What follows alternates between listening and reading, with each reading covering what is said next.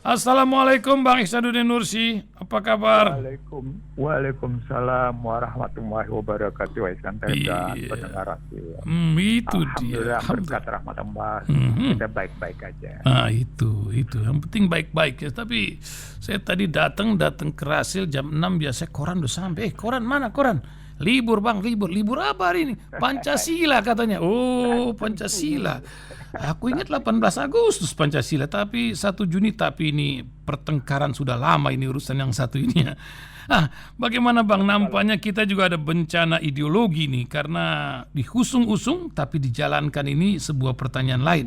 Nah, sebagai orang yang ahli filosof juga antum ini, bagaimana filosof bangsa ini dan Pancasila? Apa yang bisa diterangkan dari cerita hari inilah, libur hari ini, Bang? Silakan, Bang. Secara terbuka saya ingin mengatakan ada perebutan jasa, Ya, gitu. yang ada perebutan nama baik istilahnya. Hmm. Ada orang yang menyatakan ini ceritanya Soekarno, ini ceritanya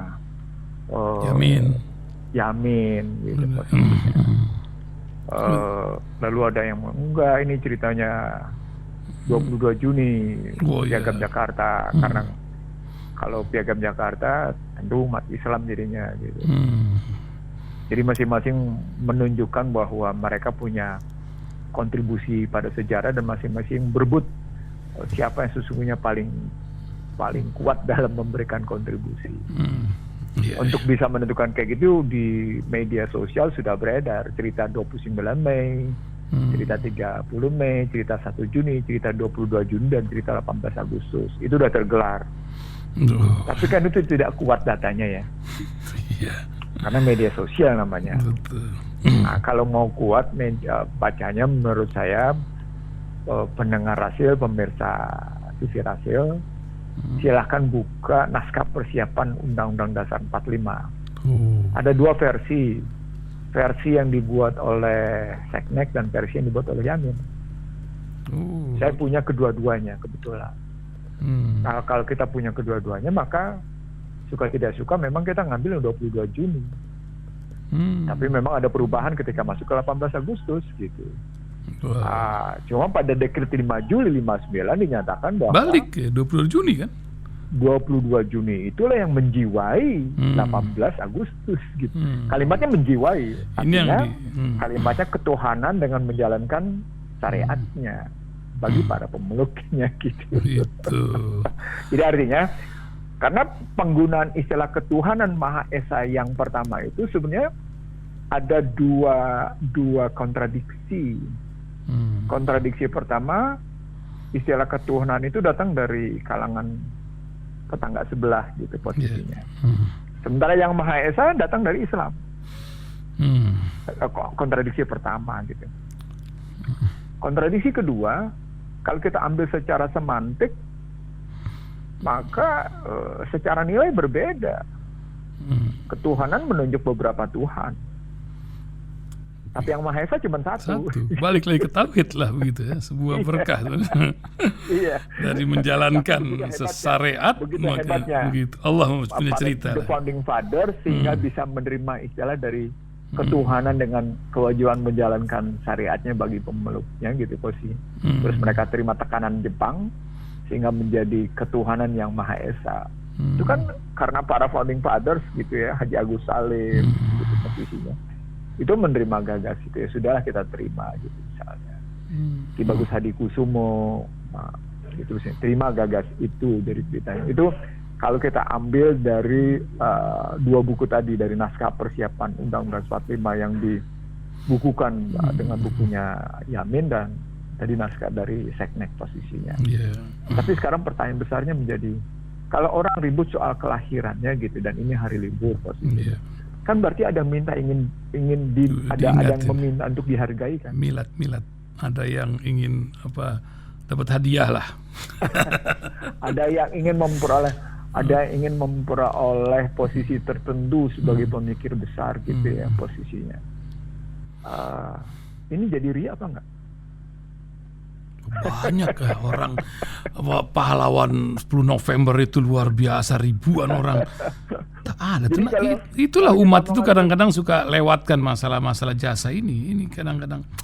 Jadi kalau kita mau ngambil cara berpikir begitu gitu ya. Kalau saya jadi kelompok nasionalis gitu ya, saya tidak akan menuangkan menjadi saya berebut, saya melahirkan Pancasila. Saya bilang aja pidato 1 Juni 1945, cikal bakal Pancasila. Saya nggak bilang lahirnya, saya nggak akan bilang. Jadi ada kejujuran intelektual. Nah, 2 kata kuncinya gitu. Kejujuran. Ada kejujuran intelektual. Karena Soekarno tidak pernah bicara ketuhanan Maha Esa. Ketuhanan Soekarno butir kelima. Iya, Soekarno bicaranya kebangsaan, tidak bicara kemanusiaan yang dalam beradab. Gitu. Saya ingin mengatakan di sini dalam pemikiran Soekarno 1 Juni itu Soekarno sesungguhnya memuat kontradiksi antara kaum internasionalis dan kaum bangsawan, kaum kebangsaan. Satu, yang kedua, Soekarno menggunakan istilah ketuhanan pada yang kelima posisinya. Jadi kalau kita ambil dari cara berpikir Soekarno, sesungguhnya Soekarno ingin mengadopsi dan mengadaptasi prinsip internasionalisme dengan kebangsaan di satu sisi. Di sisi lain dia ingin mengambil ketuhanan dengan format berpikir dia gitu, Tidak dalam konstruksi ketuhanan yang sesungguhnya seperti yang dirumuskan dalam Piagam Jakarta. Nah, itu yang mestinya saya ingin mengatakan cikal bakal berpikirnya Soekarno sebagai Pancasila, tetapi dia belum merupakan lahir karena dia lahir pada 18 Agustus 1945 yang Soekarno sendiri mengukuhkannya pada 5 Juli 59. Nah, di sini muncul masalah. Ini para pendukung 1 Juni 1945 sebagai lahirnya Pancasila menarik relasi nggak antara 18 Agustus 45 dengan dekret 5 Juli 59 gitu. Iya. Sederhana kan jadinya. Betul. Jadi artinya dari segi jalan berpikir dan dari segi sejarah dan dari segi muatan nilai-nilai gitu ya, kita bisa dapat muatan itu sesungguhnya apa gitu melihat. Ini kan timbul setelah jauh daripada negarawan-negarawan itu tiada masalah ini ya. Tapi sekarang ini saya ingin pindah sedikit ke topik lain, Bang. Saya diskusikan masalah kecenderungan partai sekarang ini mengalihkan negarawan, karena partai besar saja sudah bilang ini petugas partai, jadi makin jauh dari negarawan yang akan disampaikan. Karena ada siapa nih, Ahmad Kozinuddin bilang kalau kayak begini sulit seorang negarawan akan timbul, apalagi ada komisaris relawan pula lagi. Ini menjadi sebuah cerita baru di Telkom apa di mana itu kalau tidak salah. Gimana Bang pengamatan Abang cerita kayak begini gitu? Saya berkali-kali menyatakan di Rasil bahwa era reformasi yang lahir itu politisi bukan negarawan. Berkali-kali saya ngomong itu bahwa kita inflasi politisi. Kemudian kita defisit negarawan. Berkali-kali saya menggunakan istilahnya gitu. Itu karena sistem yang dibangun lewat hasil amandemen Undang-Undang 45 bahwa partailah satu-satunya. Di sini Amin Rais mestinya harus mengakui kekurangan berpikir dia gitu ya. Karena saya ngomong langsung pada yang bersangkutan pada 11 September 2001 di rumahnya, di rumah dinasnya. Saya ingat betul itu. Bahwa partai politik sebagai satu-satunya cara untuk berkiprah dalam kekuasaan negara itu salah. Karena wujudnya akhirnya mereka bertarung secara politik, dan ketika cara berpolitik nggak akan lahir negarawan. Di sini bedanya dengan para pejuang. Ketika mereka masuk di kancah negara, baju politik mereka lepaskan. Keributan misalnya Ki Bagus Hadikusumo dengan misalnya I.J. Kasimo yang beda agama gitu. Keren. Mereka tetap bisa bersahabat di luar. Keren. Tapi ketika masuk kancah negara mereka berbeda, ya mereka berbeda. Artinya ada wilayah, kalau pakai bahasa Al-Quran, ada wasatan secara proporsional dia. Dia ditempatkan sesuatu pada tempatnya, pada waktunya, dan pada kondisinya. Tidak boleh kita serta-merta menyatakan bahwa ini urusan partai dan karenanya urusan partai menjadi urusan negara. Enggak. Ketika partai sudah berubah ke dalam bentuk kancah negara, maka urusan partai menjadi nomor 2, sementara urusan negara menjadi nomor 1. Itu yang saya mencoba melakukan itu ketika saya di panggung kekuasaan gitu ya. saya menanggalkan kepentingan Golkar, tapi saya mengutamakan sumpah jabatan saya karena saya diminta untuk menjalankan undang-undang dengan seluruhnya dan sejujurnya sambil menegakkan konstitusi. Dengan menegakkan konstitusi itu kan artinya saya meninggalkan partai. Tapi kan partai tidak mau saya begitu gitu. Ya nggak apa-apa, daripada saya mesti melanggar sumpah jabatan dan saya menjadi manusia munafik. Ulang ya, daripada saya menjadi manusia munafik, maaf deh, saya nggak bisa jadi manusia munafik gitu. Karena manusia munafik ada di akar neraka.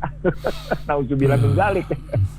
Satu. Yang kedua, kalau disebut kalau tidak mau jadi petugas partai out, kan gitu kalimatnya kan. Maka pertanyaan besarnya begini. Pelatihan apa, pelatihan kader apa yang dilakukan oleh partai yang bersangkutan terhadap para kadernya? Ini pelatihan kader bangsa, pelatihan kader politik, atau pelatihan kader kader yang sifatnya nepotis gitu posisi. Kan mesti dibedakan. Kader yang sifatnya ini kader keluarga, ini kader partai, ini kader bangsa gitu. Ada 3 kan berarti kalau diambil dalam kerangka begitu. Betul.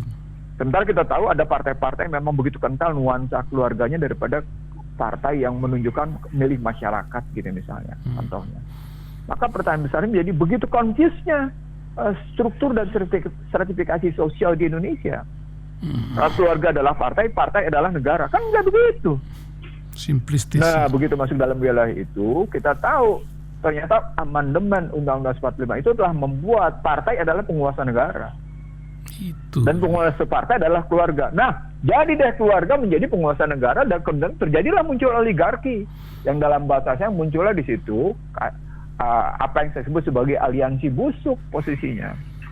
Kalau saya menggunakan pinjam istilah asing ya, itulah unholy alliance, aliansi busuk kalau dalam cerita berpikirnya begitu gitu. Kalau saya ngambil ininya.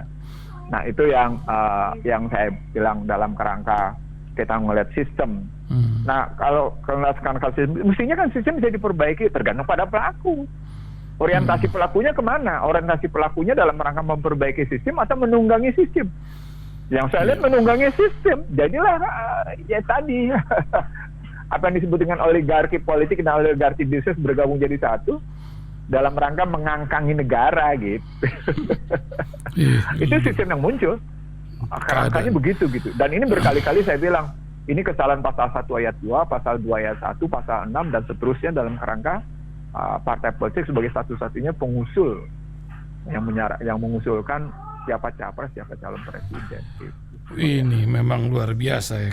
Kata Rizal Ramli itu kunci Indonesia Jaya ya laksanakan Pancasila, Undang-Undang Dasar 45. Yang jadi masalah mereka itu sebagian mereka itu mengutak-ngatik ini dari pondasi bangsa ini.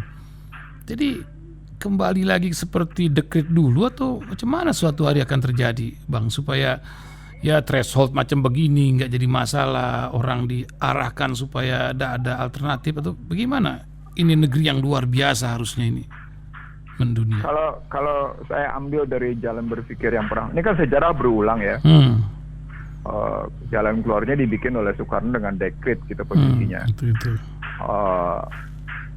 Sementara saya mengidentifikasi keterbelahan itu gitu posisinya sudah makin mendalam gitu posisinya. Saya kan punya 7 variabel terbelahan itu gitu ya. Bukan hanya politik tetapi juga sampai pada perilaku sosial politik, perilaku ekonomi, perilaku ideologis yang tadi bahkan Ihsan Talib menyebut mengobok-obok fondasi kenegaraan, mengobok-obok fondasi kehidupan berbangsa bernegara.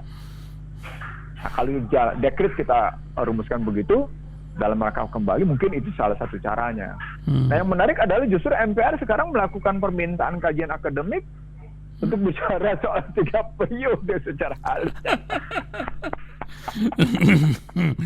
Nampaknya ikut-ikutan Putin. Kebetulan di Pokja MPR, di 60 orang Pokja MPR, saya menyebut tentang kesalahan dilakukan oleh MPR gitu. Terbuka karena waktu itu saya bersama Dawam Raharjo dan bersama siapa nih mantan Menkop yang meninggal belum lama itu, Subiakto Cakrawardaya. Saya Dawam Subiakto Cakrawardaya bicara tentang ekonomi Pancasila. Nah, ketika saya masuk ke dalam kajian ekonomi politiknya, mereka terkejut ketika saya sebut ini bermula dari kesalahan amandemen. Wah, ribut di situ. Ada yang euforia ada yang nggak setuju gitu posisinya dengan posisi gitu. Yang setuju senang-senang aja ketika saya menyatakan ini loh kesalahan-kesalahan begitu. Wah, rame. Sejak saat itu saya langsung di blacklist. Karena penguasa nggak mau masuk ke wilayah itu. Jujur aja saya bilang penguasa nggak mau. Karena mereka sedang menunggangi sistem kok. Lagi menikmati itu gitu. Iya, mereka menikmati masih ini. Lain. Kalau pakai istilah kerennya enjoy the power.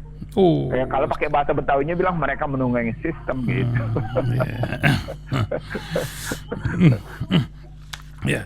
Ya. Para penikmat kekuasaan itu ya menikmati kelemahan sistem. Ya, itulah perilaku pragmatis. Tidak ada perilaku idealis gitu. Kalau mau dilihat dalam kerangka gitu posisinya. Iya, memang kadang-kadang banyak yang unik ya. Kemarin Pak Jokowi aja bisa menasihati presiden kan. Entah presiden menasihati Jokowi atau Jokowi menasihati presiden ketika mengeluh masalah ada pelabuhan, nggak ada jalan, ada dam, nggak ada irigasi. Loh, ini yang ditegur siapa? Anggaran yang buruk anggaran kan gitu kalimatnya. Begitulah. KMP nggak benar, data bansos berantakan. Gitu. Ini lagi curhat kemana gitu? Kita bingung kan. Ini dia lagi bicara Pak. Orang ini kan orang pilihan mau nggak mau lah. Itu kan presiden kita semua. Apa yang terjadi dengan bangsa ini? Banyak orang bilang ini presiden apa presidium gitu. Jadi bingung gitu. Apa yang Anda bisa kalau saya ngelihatnya, saya pakai model, kebetulan saya menerapkan model kepemimpinan tim gitu ya. Di satu sisi, tapi di sisi lain memang ada modal individual leadership gitu ya, kepemimpinan individual gitu posisinya, bukan tim gitu posisinya. Jadi ada persoalan pokoknya begini, saya ada di lapangan gitu, pernyataan begitu. Oh iya, itu betul. Memang dia senang di lapangan. Itu kenyataannya. Tapi untuk menunjuk tentang dia bagaimana dia tahu tentang tadi bandara yang seperti itu, dam yang kayak gitu, serapan anggaran yang jelek, KMP yang nggak beres posisinya gitu ya. Seorang pemimpin ketika dia di lapangan, mestinya juga dia berada di belakang meja. Pada saat yang sama dia mestinya berada antara belakang meja dengan lapangan. Nah, itu cerita tentang model kepemimpinan tim sesungguhnya kalau bisa begitu. Kalau Anda di lapangan terus kemudian, maka pertanyaan ketika Anda di belakang meja, Anda ngapain dong? Saya kalau analisisnya begini, ketemu dengan buku bangsa saya terbelah lagi sih soalnya, karena udah saya tulis gitu loh. Jadi dari mulai kata-kata Trisakti, kerja, terus posisi bagaimana Indonesia hebat, terus muncul keluhan kayak gini. Ini kan jadi sangat ngejomplang gitu loh. Iya. Halo? Iya, lanjut dong. Ya, jadi sangat ngejomplang gitu ngelihatnya. Ketika dia katakan marah-marah, Joko Widodo marah-marah pada presiden marah-marah pada Joko Widodo, katakan begitu, begitu. Maka pertanyaan besarnya menjadi begini, kenapa juga Sri Mulyani asal muasalnya ingin mengejar pengemplang pajak sampai dunia sekalipun sekarang malah akan memaafkan para pengemplang ini pajak. juga sebuah fenomena lucu ya. Awal kan sangat keras Sri Mulyani itu ya. Tapi apa daya tidak berdaya setelah teks amnesti 1, entah ada yang 2, entah ada cerita malam-malam. Gimana? Saya kan pernah bilang begini, saya pernah ribut bukan hanya dengan orang biasa, saya ribut dengan beberapa anggota Komisi 11 tentang teks amnesti. Saya berdebat secara terbuka di salah satu universitas Islam di Jakarta gitu ya, dengan Wamenkyu posisinya tentang teks amnesti. Saya sebut ini akan gagal, Anda akan gagal. Kenapa? Karena Anda tidak sedang menyelesaikan akar masalah. Ini loh akar masalahnya begini loh. Saya beberin satu persatu berdasarkan data loh saya ngomongnya. Saya nggak ngomong sedang mimpi. Ini loh data tentang salah satu perusahaan asing itu sampai harus menghubungi 3 institusi negara hanya dalam rangka membenamkan data saya dan dianggap tidak ada. Karena saya berhasil menudingkan mereka melakukan strategic transfer pricing atau kejahatan perpajakan. Gimana ceritanya? Bagaimana tidak berani menyelesaikan masalah kayak gitu? Anda takut menghadapi penyelesaian pajak pada perusahaan-perusahaan yang kayak gini melakukan ya istilah mereka ngemplang pajak gitu posisinya. Di era reformasi kejadian kok. Bahkan saya berada di belakang sebuah pansus untuk membuktikan bahwa sejumlah perusahaan itu melakukan yang namanya strategic transfer pricing, ya ini mengubah pendapatan menjadi biaya. Tapi Iya. kemudian tidak ada tindakan sama sekali, kok tiba-tiba bikin tax amnesty gimana? Tapi ini kan makin mateng lagi, Bang Ihsan Nursi, ketika Iya. lembaga anti rusuh itu kan bagian dari korupsi yang tadi antum Iya. sampaikan. Ketika lembaga anti rusuh ini udah pontang-panting, sebagian mantan anggota DPR juga bilang udahlah cari profesi baru aja. Nah, akankah manajemen di KPK yang sekarang akan berjalan nanti itu masih diperlukan? Apalagi hari ini nih katanya kan dilantik nih tanggal 1, 700 lebih orang sudah menolak yang tidak ada masalah ya. Udah lebih dari separuhnya lah itu. Ini negeri mau dikelola kayak gimana? Karena kan Dewan Pengawas juga setelah Artijo wafat ini nampaknya sudah tidak bergigi lagi, atau ada kisah di balik kisah lain. Silakan, Bang. Logikanya begini. Tadi kan logikanya penguasanya adalah partai politik kan. Iya. Artinya ibarat rumah, pemiliknya partai kan. Oh, udah milik-milikan ya. Ibarat rumah pemiliknya partai. Ya karena udah kita sebutlah partai ini pemilik rumah. Terus kita ambil nih salah satu pembantu kita gitu supaya ngeberesin, ngebenahin. Kenapa ternyata yang bikin kotor si partainya, si pemilik rumah gitu. Oh, iya. Si pembantu bilang, "Anda nih bikin kotor aja nih, gua tangkap lu bikin kotor." Orang nggak boleh bikin kotor. Rumah saya kok. Marah nggak? Marah dong, punya rumah. Marah dong. Oh iya, yang punya rumah. Apalagi si pembantu itu statusnya ad hoc, lembaga ad hoc. Outsourcing. Iya kan? Macam outsourcing lah. Iya, ad hoc lah. Bukan outsourcing, ad hoc posisinya. Jadi statusnya hanya lembaga ketika berbantuan, diperlukan. lembaga pembantu. Yang disebabkan mandulnya dua institusi hukum, kejaksaan dan kepolisian. Iya. Kan riwayatnya begitu. Alkisah. Jadi ketika saya di DPR dulu melahirkan undang-undang itu, logika berpikirnya begitu gitu. Itu makanya ketika generasi ke-1, generasi 2 saya iseng-iseng gitu. Saya ikut-ikutan lah gitu. Masa lalu ya.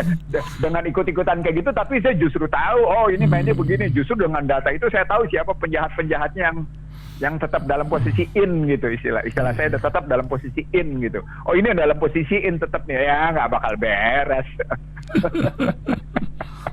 Jadi ketika 700 orang menolak untuk dilantik dan menyerahkan amanah itu kepada istana misalnya gitu posisinya hari ini, maka yang kita dapat adalah kita mesti sadar bahwa pemilik rumah terganggu dengan lembaga berbantuan ini.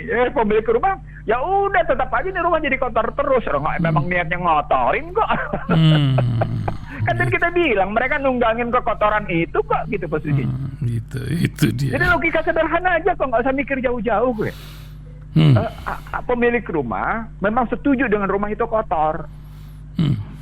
Walaupun kemudian isinya kelihatan isinya ada mobil Bentley, ada pesawat, ada ada kepemilikan pulau kecil gitu ya. Nggak peduli, tapi rumahnya kotor nggak ada urusan. Toh saya punya pesawat, saya punya private jet, saya punya yacht, saya punya pulau kecil, saya punya hotel, nggak ada urusan rumah saya kotor, biarin aja katanya.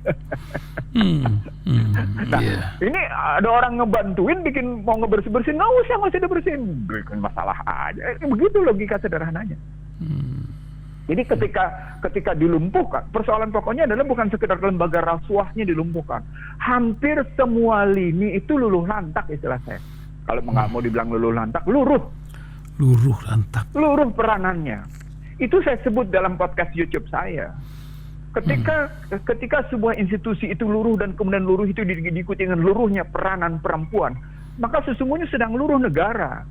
Kok keperanan perempuan gimana nih ceritanya? Loh iya dong. Nah. Ini kan bisa kita lihat bagaimana luruhnya perempuan tidak lagi ngambil dalam posisi-posisi yang proporsional, yang ngambil dalam posisi yang pada tempatnya. Tapi dia mengambil posisi itu kan kodratinya, kalau pakai Islam kodrat nggak begitu. Buat bagi peran itu penting.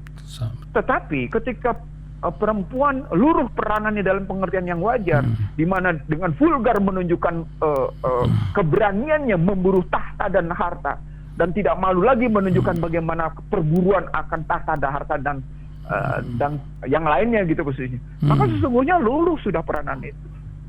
Nah makanya kemarin saya memposting tentang bahwa situasi ini karena kegagalan peran negara. Saya posting itu kajiannya kajian di Inggris, tapi itu terjadi di Indonesia. Jadi ketika saya posting tentang kajian John Robinson tadi gitu ya dari Inggris sana, itu kan saya ingin mengatakan bahwa sesungguhnya peran negara sudah gagal. Nah, ini yang pernah saya sebut ketika Daron Acemoglu menyebut negara gagal, itu sekitar 2012-2013 saya sebut. Ukurannya sederhana, balikin aja konstitusi. Kalau begitu ketika kita balikan konstitusi, balikin aja lo jalanin sumpah jabatan apa enggak sih, kan gitu. Harusnya. Anda jalanin sumpah jabatan, bang, Anda sumpah-sumpah demi Allah gitu. Kan kalimatnya demi Allah. Oh iya ya, saya lupa. Mereka tidak pakai. Mereka cuma ngomong kok demi Allah. Dalam hidup mereka nggak kenal Allah gitu. Ya udah selesai ya. Lain di mulut lain. Kata kasarnya tuh Allah aja di-prank sama mereka gitu. Itu kan yang jadi masalah. God, bukan di-prank. God. Oh God, iya itu. Kan ketika demi Allah itu kelihatan teduh. Tapi soal itu ghost. Luar biasa. Nah, ini memang tidak terasa udah 8.32 ini. 5 menit lagi lah kita bincang lanjut, Bang. Iya. Ini kan memang ketika ada puisi itu dari Taufik Ismail tuh. Quick Angyu kirim ke di IG-nya. Ketika para maling itu kini mencuri secara berjamaah, mereka bersaf-saf, berdiri rapat, teratur, berdisiplin. Betapa husuknya, begitu rupanya mereka berdiri, susah engkau menembusnya, begitu sistematis. Mungkin hadis Rasul kalau nggak salah pernah juga diungkapkan macam begini, ketika orang-orang jahat itu berrapih manajemen, ketika orang baik tidak bicara. Apakah orang baik ini makin takut bicara atau bagaimana ujian zaman ini keadaan? Saya tidak percaya dengan itu. Saya bukan tidak percaya. Saya artinya saya tetap percaya pada hukum Archimedes. Saya tetap percaya pada hukum bejana berhubungan. Saya tetap percaya pada hubungan E sama dengan I kali R. Saya tetap percaya pada hubungan magnet sekutub itu akan tarik menarik. Magnet berbeda kutub itu akan tolak menolak. Saya percaya itu gitu. Saya hakul yakin dengan ilmu itu gitu. Jadi analisis dengan model itu pun saya melihat misalnya ketika mereka berbaris dengan rapat kemudian orang baik tidak itu. Enggak juga begitu posisinya.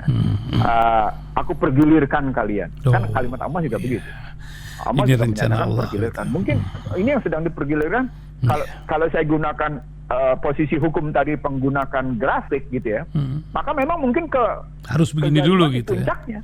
Harus begini dulu. Jadi berarti kalau ini kezaliman berada di puncaknya, dia sedang menuju turun gitu logikanya. Kalau kita pakai grafik ya modelnya. Saya biasanya pakai pendekatan tadi dengan model tadi, saya gunakan pendekatan grafik. Jadi kalau ini puncaknya begitu. Kita bisa lihat misalnya bagaimana Hamas ngelawan Israel yang didukung oleh Amerika dengan persenjataan dan dengan dana 3,8 miliar US dollar, dan itu dilakukan sejak 1947 hingga sekarang. Data saya sejak 1947 loh. Amerika membantu Israel itu. Dana dan Israel itu. Tapi faktanya melawan Hamas kemarin terseok-seok. Kocar kacir tuh posisinya gitu. Suka tidak suka artinya tetap di sana ada ketimbangan, ada hubungan. Dengan begitu musuhnya kelihatan bencana berhubungan. Dengan begitu berlaku hukum Archimedes gitu. Dengan berlaku hukum E sama dengan I kali R. Dengan begitu begitu masyarakat dunia menyatakan tidak perlu menjadi Muslim, tapi mari bicara kemanusiaan, dukung Palestina. Itu kan E sama dengan I kali R. Dan masyarakat Yahudi pun protes. Itu yang uniknya sekarang banyak. Tapi kok masyarakat Indonesia sosmednya malah mendukung Israel sebagian. Suatu fenomena baru itu, Bang. Ini cerita apa? Saya nggak bilang fenomena baru. Saya terus terang saya sama sekali tidak terkejut. Jadi saya gini ya, nggak mandangnya. Mungkin sekali lagi saya lagi berbeda dengan banyak jutaan orang di Indonesia atau katakan miliar manusia di Indonesia. Saya belajar dari tahun 56 ya, bagaimana Yahudi itu menjungkir balikan nilai-nilai pada setiap negara yang mencoba untuk melakukan perimbangan atas gagas mereka. Kan mereka ingin menjadi global superpower dengan bukan cuma dengan soal posisi politik, ekonomi, dan militer serta itu, tapi global superpower dalam pengertian ideologi, dalam pengertian agama. Itu makanya di bawah kubah batu itu mereka sudah bicara tentang Yerusalem sebagai ibu kota dari kerajaan setan tadi posisinya. Dan ini bukan baru. Jadi ini sejarah. Kalau kita ambil dari Al-Quran kelihatan sejarah. Jadi ketika orang Indonesia sebagian kayak gitu, itu wajar-wajar aja karena memang Mereka penganutnya gitu. Tidak harus menjadi Yahudi, tapi pikiran Zionis itu masuk ke dalam otaknya begitu ya. Dan itu mereka sebut. Jadi ketika saya ngambil buku Max Eidelman gitu ya, Jewish History. Jadi saya belajar itu tahun 77 tuh baca bukunya Max Eidelman, Jewish History, sejarah Yahudi tadi posisi gitu ya. Lalu saya baca buku-buku tentang Yahudi lain termasuk gitu ya. Maka saya melihat dengan diintervensinya sistem pendidikan Indonesia, maka sesungguhnya Indonesia berkiblat ke Yahudi. Saya ulang ya kalimat saya. Dengan diintervensinya sistem pendidikan di Indonesia, maka sesungguhnya Indonesia berkiblat ke Yahudi. Dan itu juga masuk ke dalam pesantren. Jadi bukan hanya, makanya kemarin di Tasik saya ngomongnya sampai kayak gitu. Saya ada kerisauan saya gitu pada sejumlah kiai yang belum memahami betul Al-Quran. Namanya kiai ini. Dia tapi begitu ngomong tentang Al-Quran ngomongnya ngaco gitu. Wow, mengkelap deh gua. Mengkelapnya nggak karu-karuan jadi. Kudu sabar. Enggak, ya ada yang salah mendasar gitu loh. Betul. Parah. Gitu. Ada kesalahan sangat mendasar, lo ngomong tentang Al-Quran lo salah, nggak bisa dong. Ada yang salah kok. Lu nama lo kiai tapi lo salah. Sama seperti sejumlah pesantren gitu ya, yang pengguna atau universitas Islam menamakan Islam, tapi kurikulumnya, silabusnya itu berkiblat ke Barat. Maunya gimana dong? Tidakkah itu sedang terjadi di Indonesia sekarang ini? Banyak. Jawabannya ya, sedang terjadi. Ada pembenaran nggak? Nggak ada. jadi pertanyaan Iksan Talib, itu ada sejumlah orang yang mendukung sejumlah Yahudi, aneh ya. Nggak aneh loh, mereka kurikulum silabusnya mendukung Yahudi gimana? Beda dengan orang-orang yang memang cerdas, yang mengerti. Oh ini salah, makanya rabi-rabi Yahudi itu marah sama Israel.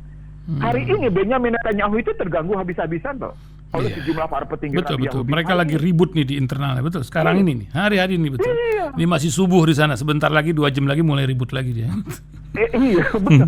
Saya sederhana aja, saya nonton aja sejumlah TV yang harus mereka gitu ya. Oh mereka sedang ribut. Saya baca New York Times, saya baca Washington Post, saya baca Guardian misalnya, saya baca posisi sejumlah media, belasan media saya baca gitu. Nggak beres hari Kamis dia harus pemilu lagi, yang kelima. Luar biasa. Iya, hari Kamis harus pemilu lagi dan ini mempertaruhkan nasibnya Benyamin Netanyahu yang diganggu oleh sejumlah petinggi rabi-rabi Yahudi karena dianggap telah melanggar agama mereka sendiri. Saya ketawa ngelihatnya. Tahu nggak kenapa saya ketawa? Mereka sendirilah manusia yang sesungguhnya melanggar ajaran mereka. Mereka lah yang sesungguhnya melanggar gitu, bukan siapa-siapa. Jangan dibilang mereka tidak sedang melanggar agama mereka. Mereka sedang melanggar agama mereka. Kalau memang balik ke dalam Taurat, mereka akan kayak gitu kok. Tapi karena Taurat sudah menjadi Talmud, menjadi begitu gitu. Begitu juga ketika mereka mengubah-ubah kitab suci yang lain. Al-Quran mereka mau acak-acak. Alhamdulillah. Allah campur tangan, aku yang menjaganya katanya. Kamu nggak akan pernah bisa ngacak-ngacak. Alhamdulillah. Akhirnya masuk ke sebagian hadis ya Israeliat kata orang begitu. Iya benar. Disitulah mereka ngacak-ngacak. Disitulah kemudian kita mesti cerdas dalam menggunakan metodologi dalam melihat ayat ke hadis. Disitulah saya nggak mau sembarangan mengikuti aliran-aliran pada hadis-hadis yang Israeliat itu tadi. Iya tadi pagi Ustaz Husin bahas itu. Luar biasa, Bang. Terakhir Bang, nih bentar lagi 8 hari 7 hari 8 hari lagi bulan Syawal habis sudah. Selesai. Kita ini akan terus ditantang. Memang ini walaupun pemilu masih jauh, nampaknya cocokologi sudah mulai bergentayangan ini. Kisah dari kisah manusia akan memimpin bangsa ini. Tadi disebut 3 periode, tapi apa mungkin Bang? Apakah memang mereka akan pasrah dengan kepemimpinan yang baru ke depan dengan sebuah pola kayak gimana akan terjadi umat ini dan partai-partai yang tadi di konstitusi sudah disampaikan Bang Ihsan Nusi? Bagaimana? Saya ngambil ke kajian akademik saya ya. Kajian akademik saya kajian tahun 81 ketika kita menyebut seorang presiden bisa dipilih kembali gitu ya. Artinya dapat dipilih kembali itu menunjuk pada keberhasilannya atau ketidakberhasilannya. Itu kalimatnya kalau pakai pasal 6. presiden dan wakil presiden dipilih untuk 5 tahun sekali dan sesudahnya dapat dipilih kembali. Artinya dalam bahasa hukum dia tidak dapat pilih kembali. Untuk menyatakan dapat atau tidak dapat itu ukurannya kegagalan atau keberhasilan. Nah, kan gitu logika akademiknya. Itu kajian akademik saya tahun 81 misalnya. Saya lompat masuk ke dalam ketika saya anggota dewan. Itu ketika saya menggunakan istilah-istilah kayak gitu, saya dimusuhi oleh semua orang gitu posisinya. Saya ingat banget ya. Makanya saya menolak ketika ada untold story yang nggak mau saya ceritain di radio lah. Ya, oke lah. Lalu saya pindah ke 2004-2009. Saya ingat betul saya ribut di TV One bersama Andi Alfian Malarangeng. Andi Alfian Malarangeng dengan bangga mengutip majalah Time karena Indonesia akan mengikuti jejak India. Saya bilang bagaimana logikanya? Semua indikator Anda gagal kok. RPJMN yang Anda buat 2004-2009 itu tidak tercapai. Sama seperti yang namanya RPJMN 2014-2019 itu gagal. Kok kepilih kembali? Nah itu.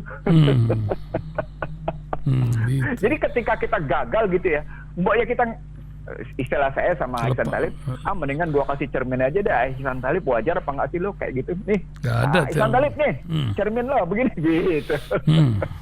Gak ada lempar handuk ya. Iya.